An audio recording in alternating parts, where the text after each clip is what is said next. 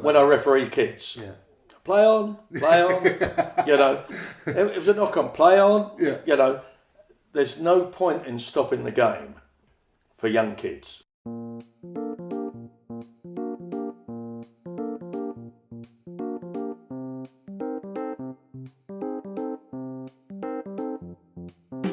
Hello amateurs, welcome to episode 21 of the Amateur Rugby Podcast, here to help soothe your Sunday morning hangover with some old school rugby chat about the grassroots of the game. I'm your host Tim, and today I'm back in Quito, Ecuador, after a tropical 2 weeks in the Galapagos. It's cold up here at almost 3,000 metres. I really need to acclimatise fast. This opening Six Nations weekend is always incredibly exciting, and it's even more so following a World Cup and with 4 new coaches in place too. It'll be really interesting to see how the team set out to play. What do you think about last week's episode with Peter Short? Great to hear him talk so openly about life on the Leicester training pitch and how that affects a young man's brain. Really interesting stuff. Go back and give that a listen if you haven't already. If you want to get in touch, it's at AM Rugby Podcast on Twitter, on Facebook. It'd be really great to hear from you. But my guest this week is Mr. Dartfordians, Dave Phillips. He's been a member of the Dartfordians club since leaving school and has held almost every role within the club over 50 years.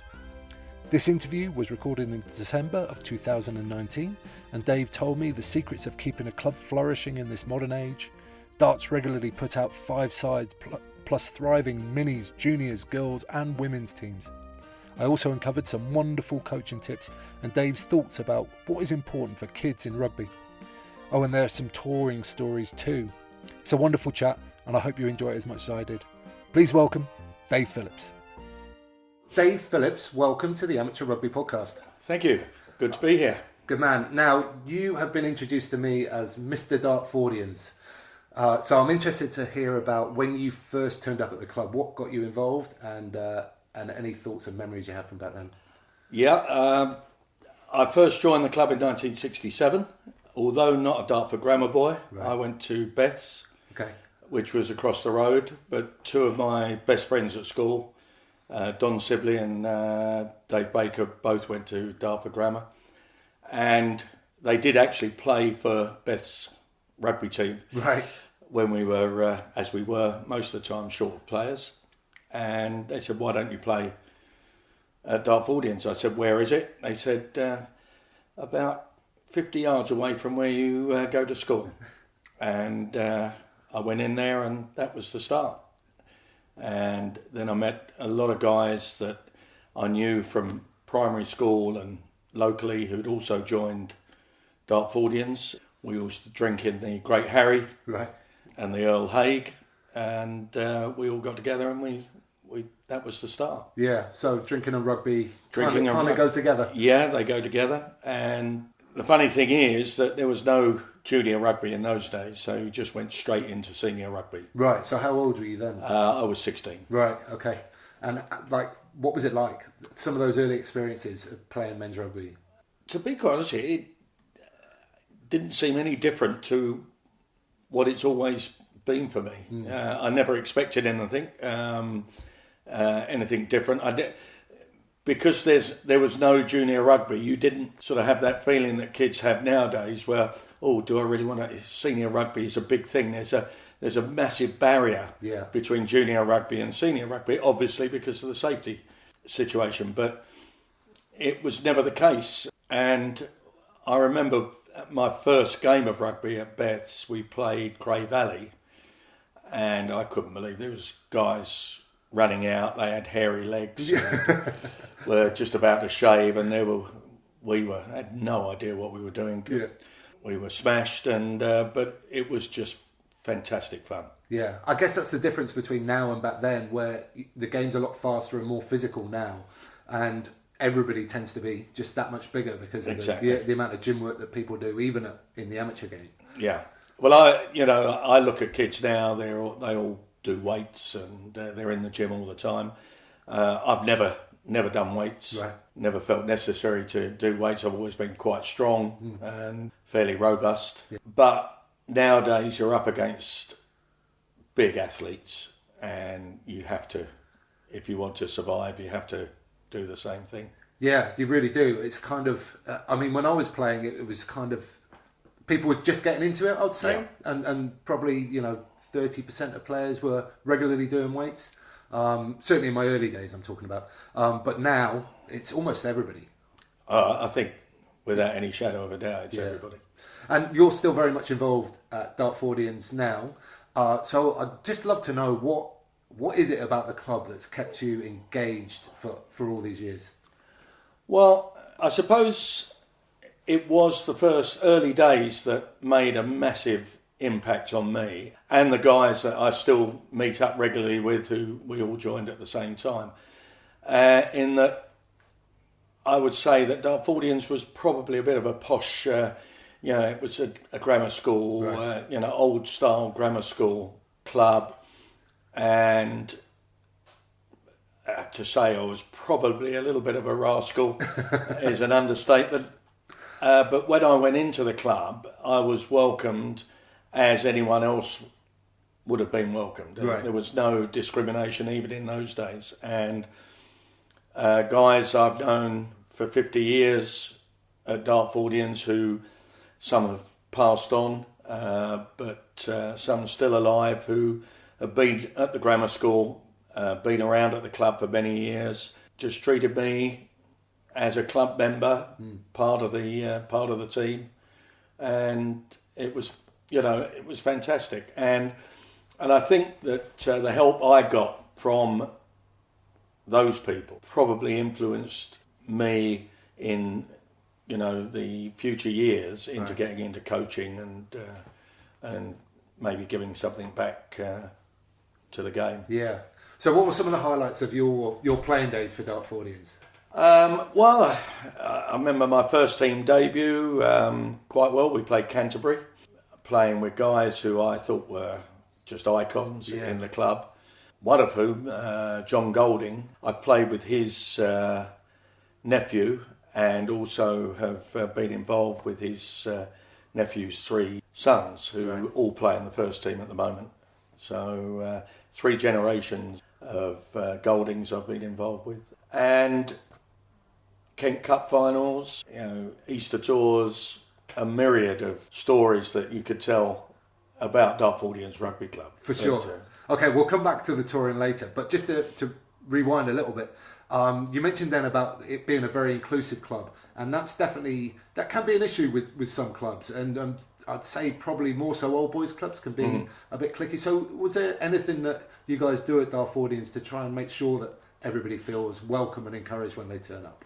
Well, when we first joined, it was a closed club, right? Like a lot of old boys clubs. So we weren't eligible to play in the first team. Okay. But there was a big influx of us who came in at that time. We were all potential first team players. Right. And I think the club decided that if you were going to survive, you had to move on. Yeah. And although they didn't want to lose the links with Dartford Grammar, they wanted to get outside players joining the club and feeling happy about joining the club. And I think that was the start of it. There was some resistance at the beginning, but generally speaking, the club was pretty much in favour of opening its doors. And over the years, it's sort of been a roller coaster in terms of how many players originated from the school, right, and how many were outsiders.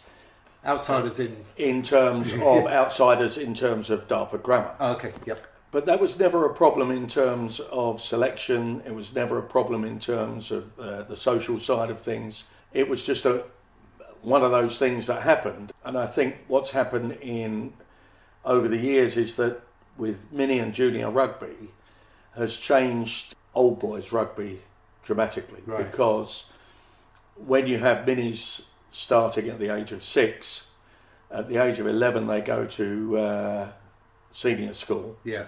It may be, and as with Dartford Grammar, how many of those are playing mini rugby at Dartfordians? Some are, some aren't. Yeah. But there's a lot of them playing mini rugby at other clubs. Right. And you can't expect those kids just to give up playing at their club that they've been at for 5 years because they're going to Dartford Grammar. Yeah.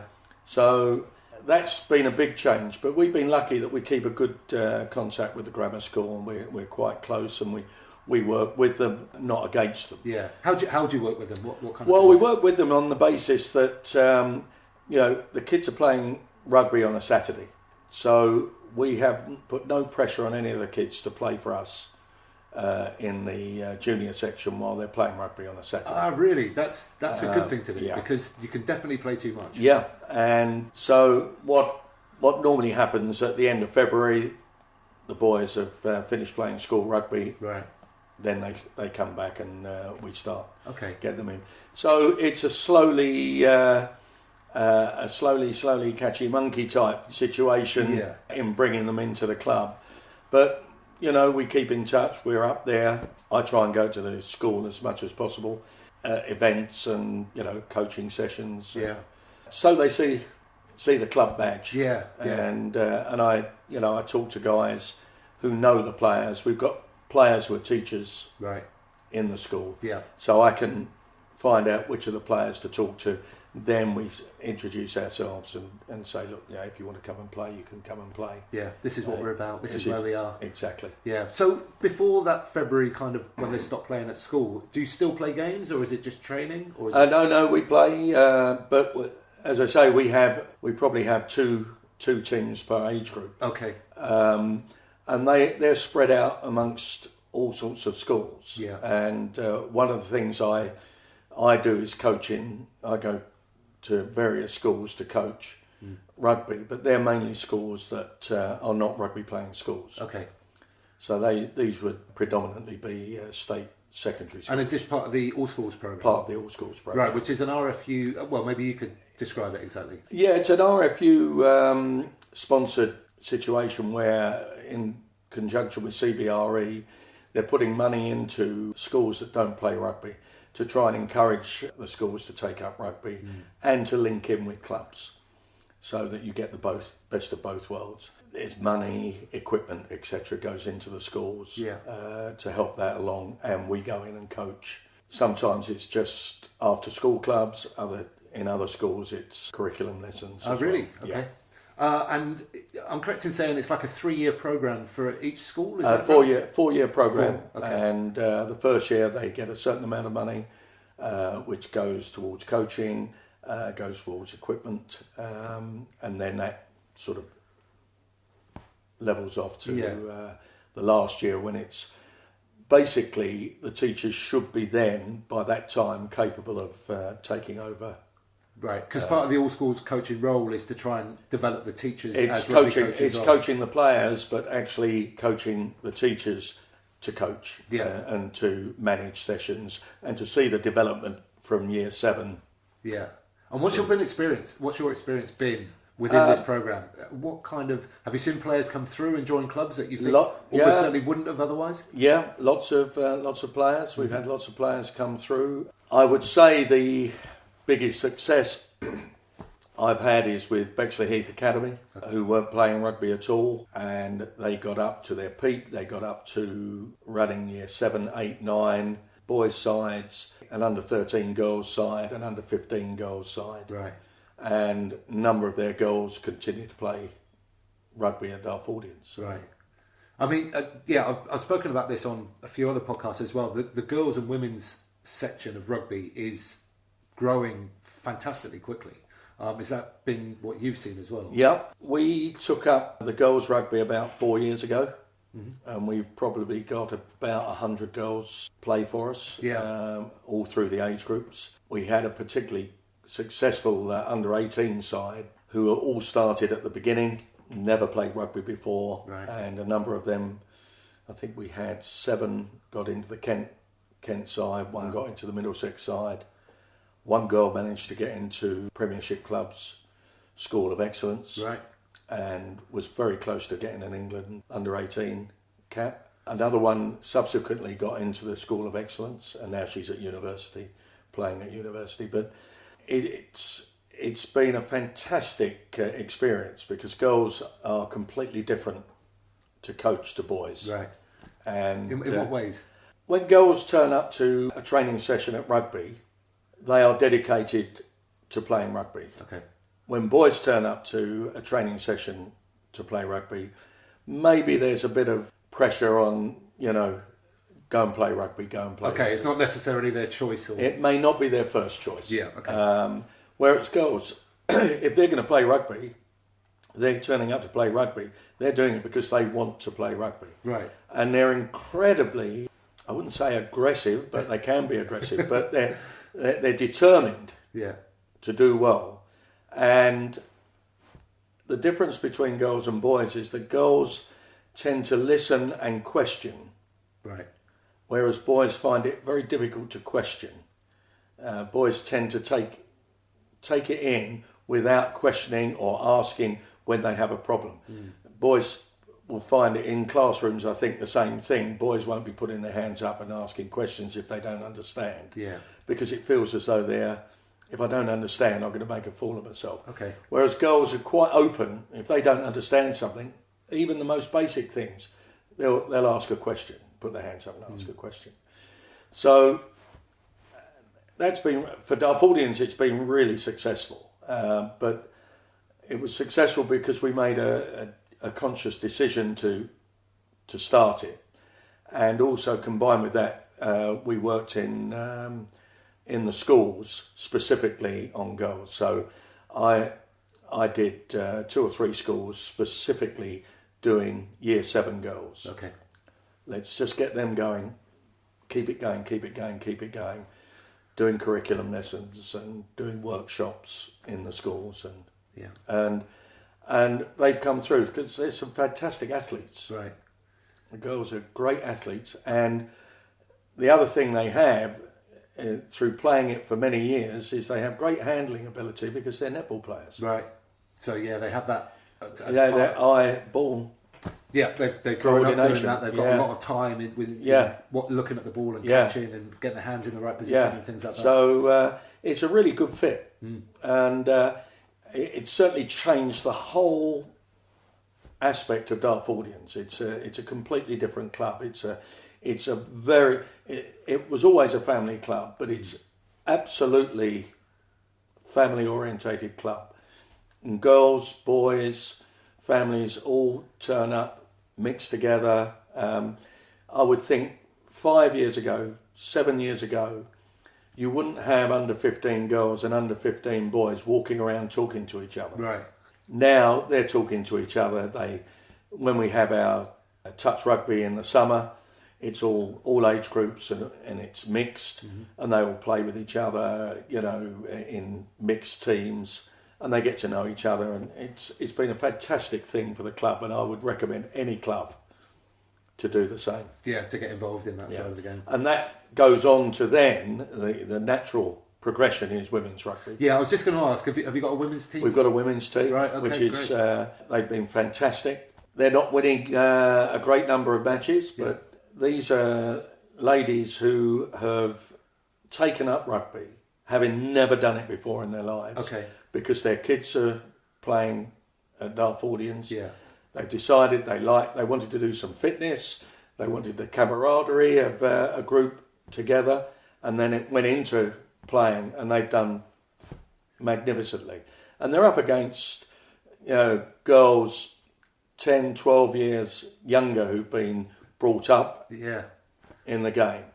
And they're fantastic, and that's been another big boost. Well, one of the things I want this podcast to do is try to encourage participation. Yeah. So this is a brilliant example Yeah. of participation. It's not about winning. It's about being, as you've just described there, part of a team and doing something that you really enjoy. Yeah. Well, I think the unfortunate thing is that too many people look at sport and it's only about winning. Now, we all love to win. Yeah. I hated losing, and I would work my socks off to win. However, when the whistle's gone, there's nothing you can do about that other than go back on the training field and rectify anything you've done wrong and go back and hope you don't make the same mistakes again. But some people are just completely overboard with winning, and there's so many other aspects to it. And I think that's why I think being an amateur club makes it easy for us to keep our numbers. We still run on some weeks 5 sides. Right. That's amazing Yeah. in the current climate. It is. By the way. And we've had 180 players play for us this year. Right. So the numbers are there, but they're there because you have to work really hard to keep the people enjoying what they're doing. Okay, and what are some of the things that you do or you think your club has that keeps that enjoyment and keeps that togetherness and keeps people coming back and playing every week? Well, I think it's all part and parcel of, one, the club is an enjoyable place to be in there. There's a lot of lovely people at the club.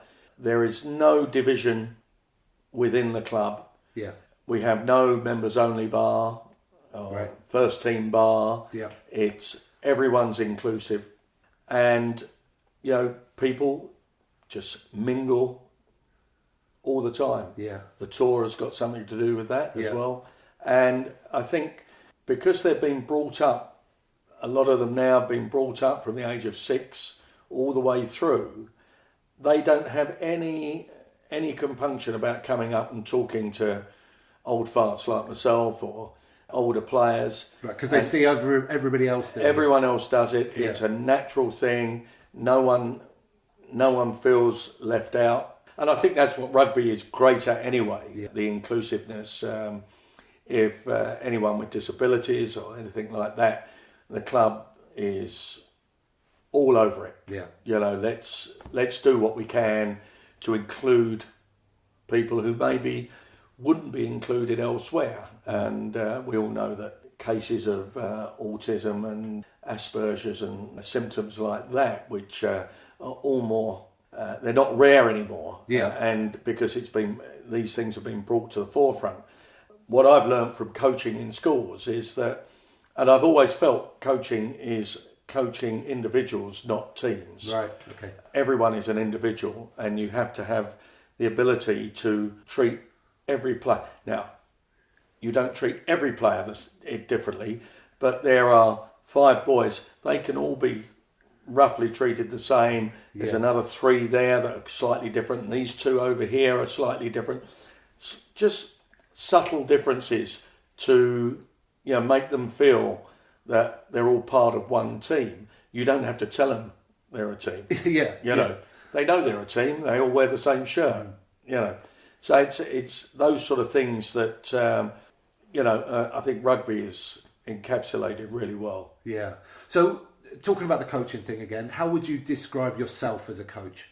That's a difficult one. It's hard to Yeah. really think about that. It's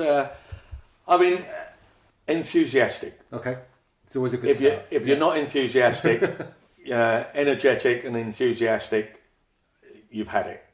I only think about one thing, and that is, are they enjoying it? Okay. That's the thing. So I spend time preparing sessions and putting plans together for a training session. Yeah. I would say if I've ever completed a plan during a training session, it would be a miracle. Yeah. Because you turn up and circumstances change and you have to adapt and do something different. And even if you are doing something, and I learnt that from some very good coaches, Ian Martin, people like him who we both know, in the past, that there's no point in flogging a dead horse. If it's not working, Yeah. do something different. So change, do something different. And the thing that the funny thing is that modern day coaching is all game related now. But Yeah. for me, it was always game related. Okay. How do I coach some stuff? I've got to put it into a game related thing. Now, what would happen here?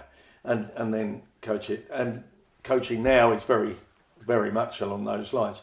So when you're teaching kids who have just started, basics is obviously, you have to teach the basics. Yeah.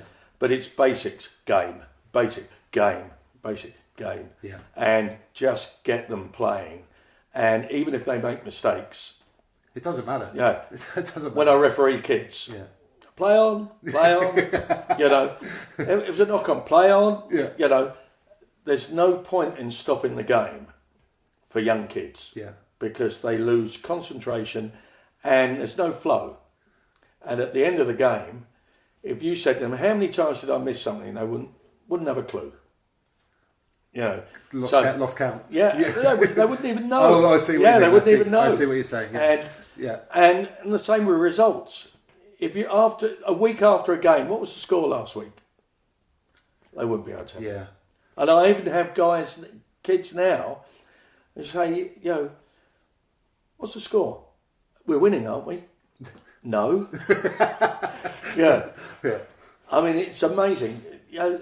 So the focus on winning is the wrong focus, in my opinion. Secondary or tertiary, maybe. Yeah, because unless you're going to be playing, unless you're playing at the highest level, which, let's face it, the vast majority of people we're going to come across coaching are not. Yeah. Some of them might never play outside of school. So if you're making winning the only thing, you're going to be very disappointed about the outcome. Yeah, and just drawing this back to the participation theme, if people are enjoying it, they're more likely to come back the following come back week. for more. If they're not enjoying it, they're probably not even going to learn anything during that session, and then they're less likely to come back the following week. So even if they're not learning necessarily a huge amount, it's still better for them to be there and to come back and talk about it avidly with their friends and then bring some more people in. It's like with kids who play up. Now, I won't have kids playing up when I'm coaching. Yeah.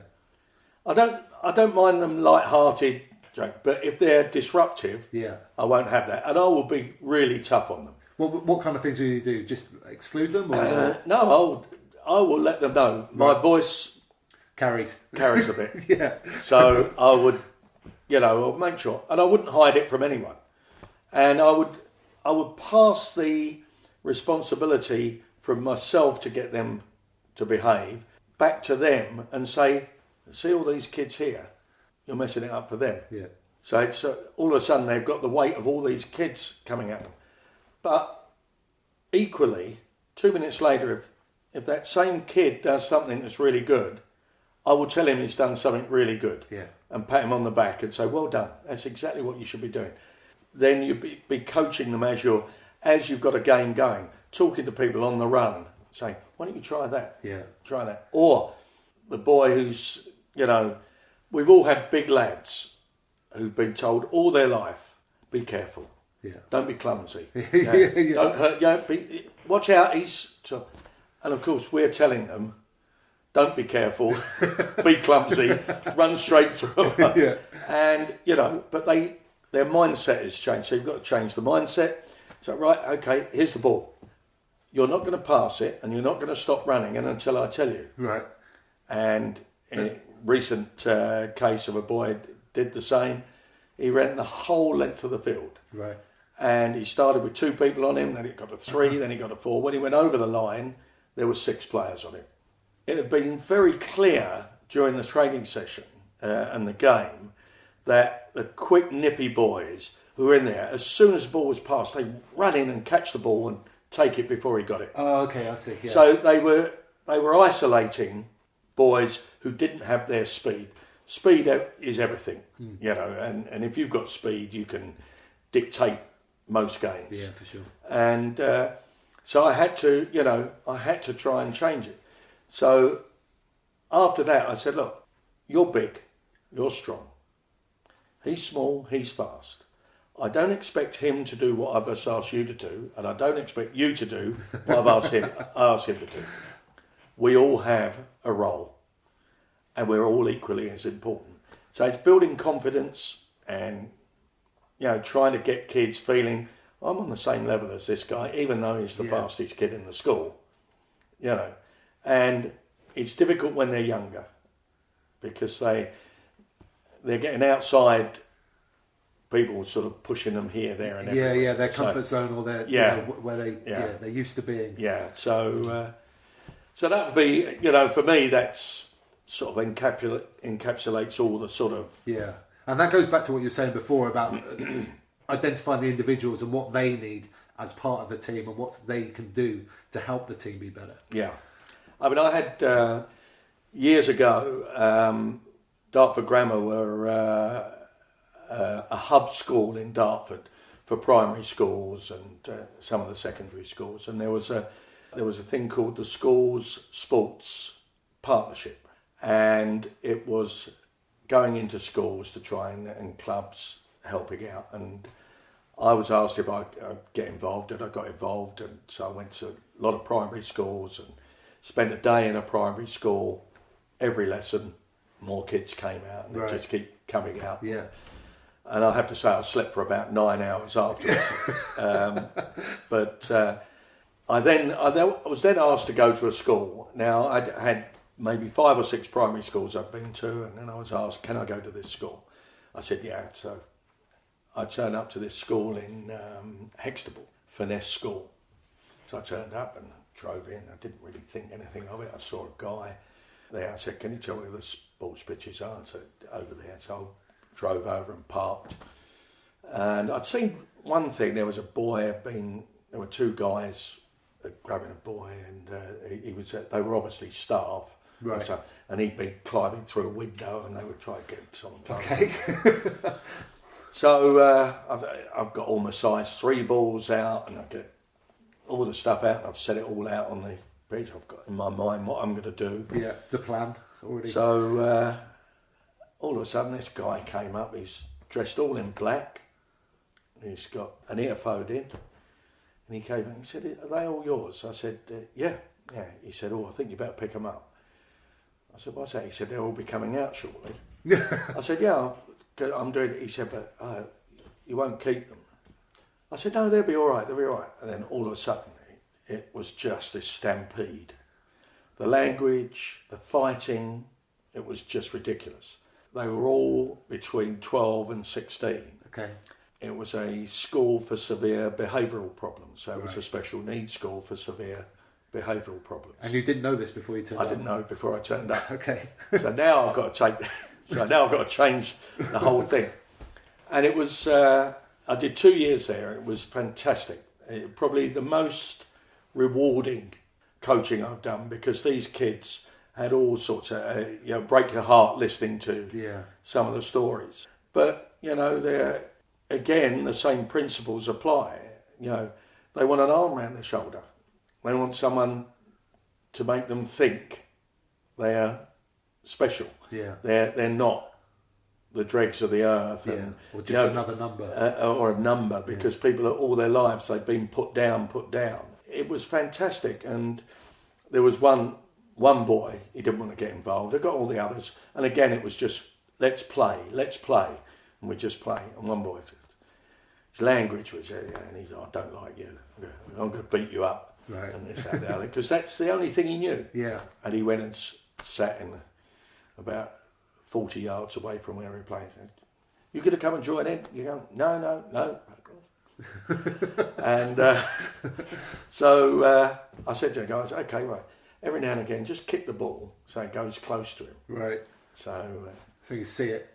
he sees the ball and Charlie, he gets the ball, kicks it back. Then don't kick it so far, so he has to get up and move. And gradually he got closer and closer. In the end, he got involved and he loved it. Yeah. And he was fantastic. And, after the first term, September to December, I got invited to their Christmas lunch. Right. And the biggest problem for the Christmas lunch is that they all wanted me to sit on their table. Really? That's lovely, isn't it? And so in the end, I had my starter at one table, main course at another, and pudding at the other. And you just think, that's really fantastic. You feel as though you've made a difference. And unfortunately, the school closed down, money problems, and so the kids got scattered. But those kids are just as deserving as anyone else. You just have to understand them and know where they're coming from. And so we have a couple of kids at the club who are, difficult. Yeah, challenge. And but the coaches know. The coaches are always told beforehand, this is the situation. But bring them along. Yeah. Bring them along. we'll look after them. Yeah. I mean, you say the school got disbanded, but I'm sure all those kids will remember all those times. Yeah. And will have got a lot out of it that they're now Well, using. I mean, I had Dan Sargent came up and I asked him to come along. Right. I said, can you come along, Dan? Because being a big bloke, A very big bloke.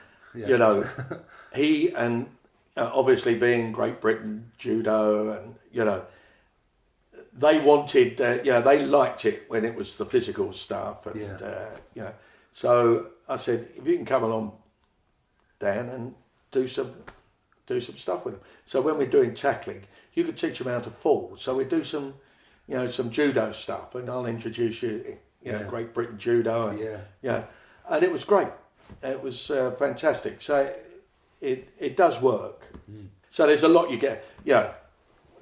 For every failure, there are so many more successes. Yeah, for sure. Yeah. Okay, now you, I know, have coached a lot of my friends and former teammates. Yeah. So I asked one of them, he was on episode 3, Martin Davey, and he described you as one of the biggest influences in my rugby career. Oh. I'm just interested how you feel about that. And it's an honour. Yeah.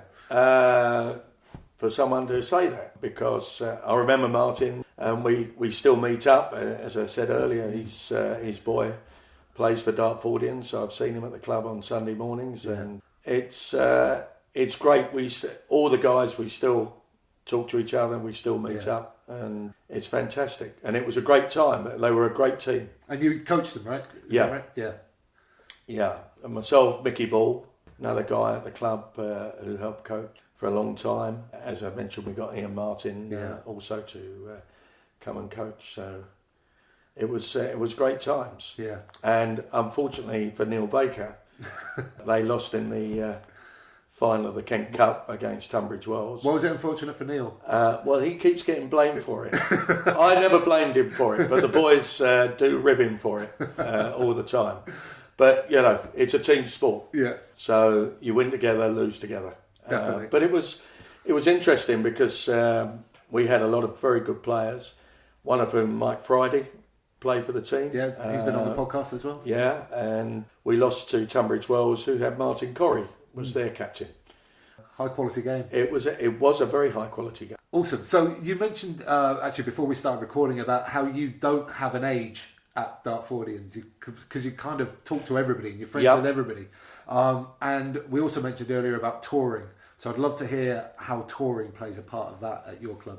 We started touring, all my cohorts, we started touring in 1968. We went to Bath. The club had been touring for a number of years before that. Yeah. And they'd found that Bath was a bit of a spiritual home for us. So we toured there many times. Yeah. And we've been touring every Easter ever since. I specifically remember the first tour because I ran out of money on the Saturday morning. Right. One of the older members of the club, Jeff Springbeck, and Alakadu, he found out and he actually lent me some money to enjoy the rest of the tour. And despite trying to repay him, he never accepted the money back. Oh, that's nice. His wife actually donated a trophy to the club for Clubman of the Year, which is the Jeff Springbeck trophy. And we still have that presented every year. Yeah. That first tour, we were welcomed and included, and that was when we first, and you make friends with people. Yeah. So you're making friends with people you wouldn't normally associate with, because in a touring group, you're together for 4 days. You can't help but be together. Yeah.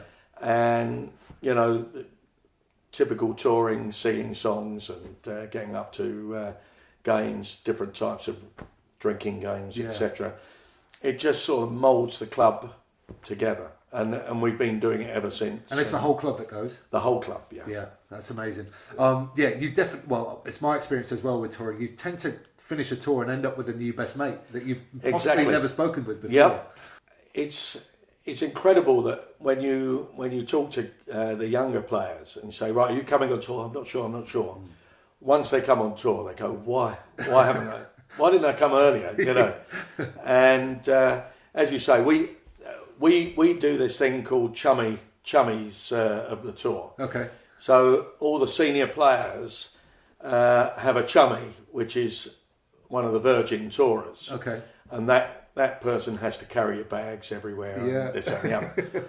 But it's not a bad thing because you pay for all the drinks and you make sure they're... Exactly, it goes both ways. So it works both ways. And so it's just these different ways of being inclusive and bringing everyone together. It works for Dartfordians. And I mean, last year I think we had 50 people on tour. Right, it's amazing. What kind of locations do you go to? We've been abroad on numerous occasions. We've got a very close relationship in Bordeaux. One of our members lives down there. We played in 1976. They came up and played us. The friendships have been there ever since. And the last time they came up, I think it must have been about 10 years ago. They came up to watch the international and we played them, and I played against the son of one of the guys I played against in the first game in '76. Yeah, amazing. And there's not many, there's only a few of them left, but it was great. And they used to have a vets tour down there as well, which the vets used to attend. We were the only English club invited to play there. Right. And it culminated in a massive gala ball for about 600 people. Wow. Because it was in Bordeaux, I mean, everything was inclusive. All the wine. Right. So I think it cost €25 per head. Wow. And you'd be drinking until 3 o'clock in the morning. Yeah. The best wines you've ever seen, because all the guys who played locally all had their own vineyards, and so it was fantastic fun. So, but West Country, north of England, I think we're going to Durham. Okay, yeah, that'd be lovely. Yeah. So no, it's great fun, and everyone enjoys it, and I think, as I said, it just glues the club together. Yeah, for sure. And there's always stories that come away from tours as well, and they kind of become like the backbone of the culture of clubs as well. Yeah, there's many. Yeah. There's far too many. And I'm not allowed to actually repeat many of them, because, as they say, what goes on tour stays on tour. 100%. I wouldn't ask you to. Yeah, but have you got any other like tour traditions or tour games that you play every year? Well, we enjoy singing. Right. Yeah, we do enjoy singing. So we have a good repertoire of songs. Yeah. And we have a repertoire that fits family and non-family entertainment. I understand what you're saying. So we've had, we've been on tour. We've had a pantomime horse and stuff like that. All kinds of silly stuff. Yeah, the normal stuff, dead ants and various things. Yeah, lots of silly games. Okay, you mentioned about your refereeing earlier. How would you describe yourself as a referee apart from let the game flow? Pretty poor, to be quite honest with you. I do have a lot of respect for referees because it's a difficult game. What we see on the telly is completely different to what these guys are trying to referee. Yeah. Especially in some of the lower teams where you've got some old sweats who know exactly what they're doing. Very easy to spoil someone's day by making the referee have such a bad time. Yeah. But I tend to, if I'm refereeing a game like that, it's... I remember refereeing two guys that unfortunately one's been quite ill recently. Kieran Hurley was an old Askian. He was in the police, and his brother Paul was in the police. And I remember they asked me to referee a match between whatever division Paul played for against whatever division Kieran was playing for. Yeah. And they were quite lively. And police games tend to be. And police games were anyway. Yeah. So the first 12 minutes, I didn't blow the whistle once. Because I thought, let's knacker them out. And then they won't be able to fight each other. Take the edge off it. So, it's... I think it's, for me, refereeing a game is difficult because I want to be playing it. Right, yeah. So I'm watching the game thinking, oh, he's got to go there. He's got to go blind. He's got to go blind. Yeah. And I'm thinking, no, I've got to look at the ball. Got to switch on that playing and coaching mentality. Yeah, exactly. So, no, I mean, juniors is easy. To referee junior games is very easy. Yeah. Because although they all know, you get some games where they always know when you say, you make a decision and someone complains, they were doing this. I said, but after you did that. Yeah. Always have a line to come back at them, and they haven't got a clue. You can say you've seen anything you like. Yeah, it doesn't really matter. Doesn't really matter. But as long as you're consistent and you're fair, I think you're just allowing the game to flow. I think it's really important, and this is for anybody that's refereeing those games, but also for people that are watching those games. Like, if you see a referee that's just trying to let the game flow, you should encourage that, because the kids are definitely going to get more out of it. So, a big thumbs up for me on that one. And I had one game where they were a pretty vociferous bunch on the touchline, and they were having a go, and there was one point it was a blatant offside, and it's offside. They were shouting and screaming at me, and I was just going, play on. They had the ball, right, and they played on, and eventually scored. So before I gave the try, I went over the touchline. I said, that was offside. However, I was playing advantage. So you've got the choice now. Do you want to go back to the penalty? I'll have the try. So I know what I'm going to say if you say I'll have the try. Yeah. And they went, terribly sorry, sir. Whatever you want to give. Because if they say I have the try, I say, well, in that case, keep quiet. Yeah, exactly. Yeah. So, I mean, it's very difficult when you're watching your kids play. And, people do get carried away. They get carried away. But it's up to us to stop them doing that. Yeah. It's up to us as coaches. It's up to other parents to say, look, pack it in. Yeah. Think of the kids. Encourage. And, I mean, it's a bit like this 50-50 rule. Yeah. You've got to play kids for 50% of the game. Yeah, what do you make of that? On paper, it's fabulous. Right. I mean, I always do it. I always make sure that all kids play as equal an amount of game time as they can get. However, if you're playing against the best side in Kent, let's say, and you've got 22 players, you've got to change 6 of those at half time, or 7 of those at half time. You might have one or two kids that could play against teams we could beat, and still struggle. Yeah. Physically, or they've only just started playing for various reasons.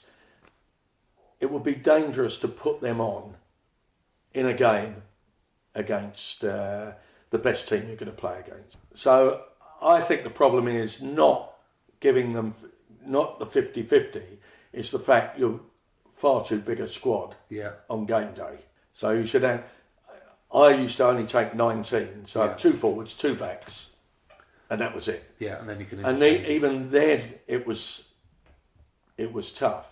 And that's one of the problems with girls rugby at the moment. You turn up and you've got 20 players, and we turned up this season, we had 20, the opposition had 8, and we evened up the sides and just played, but we had to keep swapping over, so the girls we lent them didn't play on their side for the whole game. Right.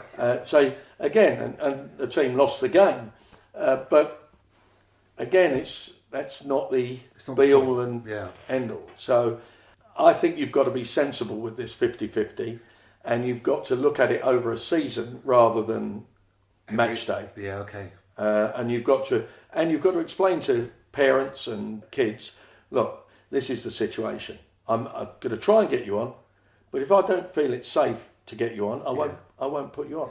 A little winger, he's up against some big brute. Yeah. Yeah, it doesn't make sense, does it? Doesn't make any sense. Doesn't do the big winger any favours. Yeah. And it doesn't do the little kid any favours. Yeah. So, And I think that's the thing. Junior rugby's been littered with teams that were brilliant from under 11 all the way up to under 15. So I had the biggest kid for those years. Then all of a sudden, all the little tough kids who've been taking a beating, all of a sudden realise, actually, I'm quite strong, I'm pretty hard. I'm a little bit bigger now than I used to be. In the meantime, I've been learning the skills of the game and how it works. The day that little kid smashes their big kid, that team has no idea how to react. Yeah.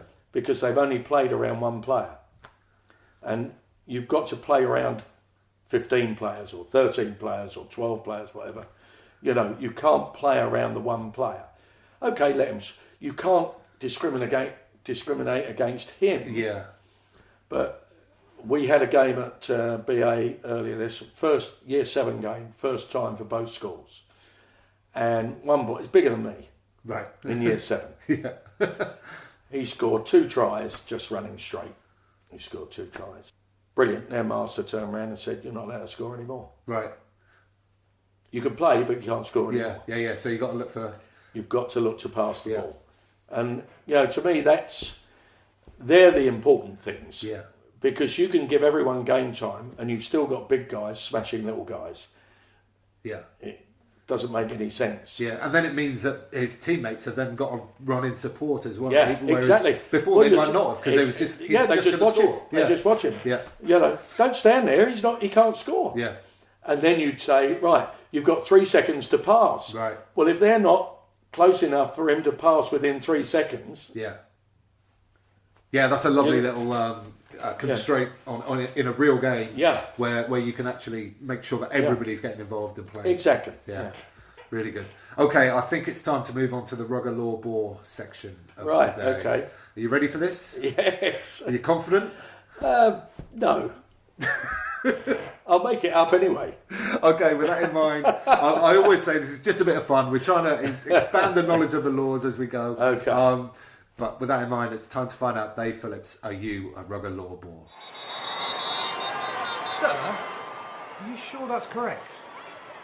A kicker lines up a conversion. A gust of wind blows the ball away from the line through the place where the try was awarded. So it's no longer in line with where the try was scored. The kicker then just kicks the ball over the crossbar. Is the conversion awarded? God, this is... It's very neat. This is obscure. Well, I've done quite a few of these now, so my questions have to get a little bit more... I'm going to say no. You're incorrect. The conversion is awarded.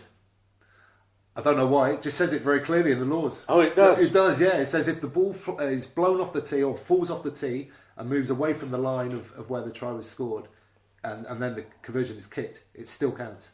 Doesn't make sense to me. It didn't really mean. I'm going to keep the moral high ground here. I thought with your laissez-faire attitude to the rules, you might have just said, "Yeah, go on, let them have it." Well, I would do. I would do, but that's because the laws don't really matter too much. Don't really matter too much. Yeah, as long as the game goes. Yeah, exactly. But with that being said, unfortunately, Dave, you're not a Rugger Law Bore. Thank you. You're very I'm happy about that. Okay, we move on to the quick-fire questions about stash. What is your favourite bit of stash that you've ever received? Oh, it would be my Tammy. Your what? Tammy. What's that? Tam O'Shanter. Oh, right. For the we had in 1971, we started a Sunday side at darts, and it was called the Worthingtonese. Right.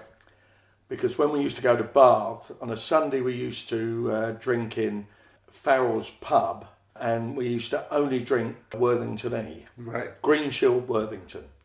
So our Fred Bassett's wife crocheted for all of us green and white tammies.